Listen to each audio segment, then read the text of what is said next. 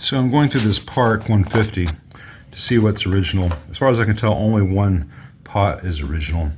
Here, it should be a 1 meg audio. It's got 250K for the volume.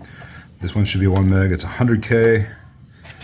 A cheap 250K audio for the treble, which should be 250K linear. 25K mids, which is correct. You got 100K bass where it should be 1 meg, so it's going to be bass shy. The only one which is seemingly original is, or possibly original, is this Radio Spares 5K for the presence. So that's good. All the rest of these are nonsense. And I will order a new 5K pot just in case there's anything wrong with this Radio Spares, but I think it's going to be okay. Now, that presence pot is getting moved here where the bias control is. Master volume is going here where the presence was. And I'm going to try to remount that bias pot here on this board where I suspect it was mounted before, given those two screws that are on it. If not, I will mount one there. It's just too good a spot not to use for a bias pot. Now, this is a weird bias circuit in that it has a 3K pot in series between the raw bias supply here, derived from these diodes, and then it goes to the 3K pot, which is a variable resistor. Then here, to this first filtered node, these are 63 volt caps. They're getting replaced with 150, 160 volt caps. Then an 820 ohm resistor, another cap, and then a 10K to ground. Usually, Marshalls and their variants just have a trim pot right here between this point and ground, and nothing ahead of this resistor. It's usually a 15K rather than 820. And by doing it the way they did it, that's why they had to use a honking big 3-watt pot. That said, the bias range is fine. Once those caps are changed out, I don't think there'll be any real big problem. This crappy wire is going to go away. And if that old bias pot fits right here with its screws going to these holes, as I suspect, be a non-issue. But the last thing I want is for someone to walk through and say, hey, what's that do? Boom. That's just a terrible place to put any kind of bias adjustment.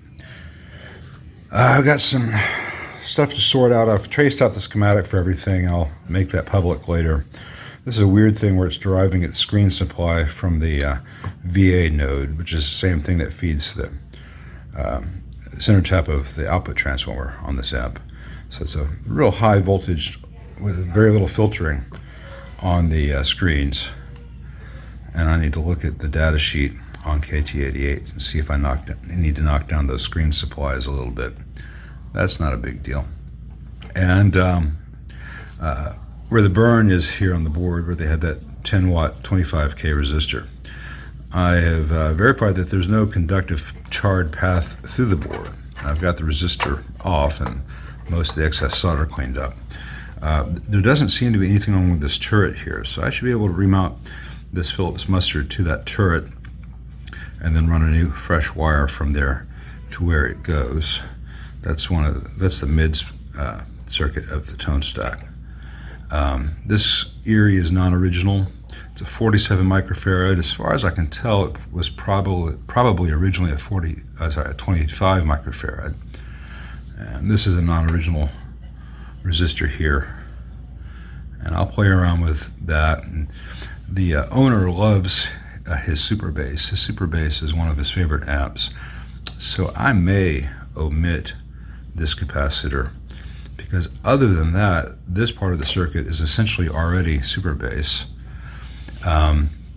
This little RS Radio Spares cap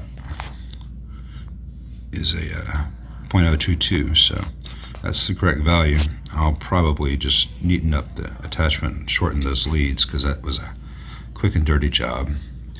And then this cap's going to get replaced with the original value, and that 10 watt resistor here that was burning the board, I'm going to put a chassis clad right here with all this nice real estate, 2 discrete little screw holes, and the thing will be rock solid and will never get hot here, and it won't continue the burning of the board. that dropping about 260 volts is just way too much of a drop in one stage like that, and it generates a lot of heat, as you can tell, and we'd like this amp to last a while. As someone pointed out, most of this purple wiring is non-original. It's kind of crappy, but I've got all various different colors of correct Marshall top coat, so I can redo that pretty. The bottom of the board looks great. I'm not seeing any major issues.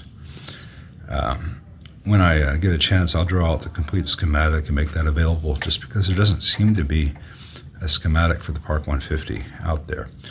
The other Park 150 that's floating around right now is a PA version. That's very different in terms of its inputs, so this chassis would have been happy to be a PA version as well. Anyway, that's enough for right now. I got a lot of work to do on this, and I think it'll be very, very worthwhile.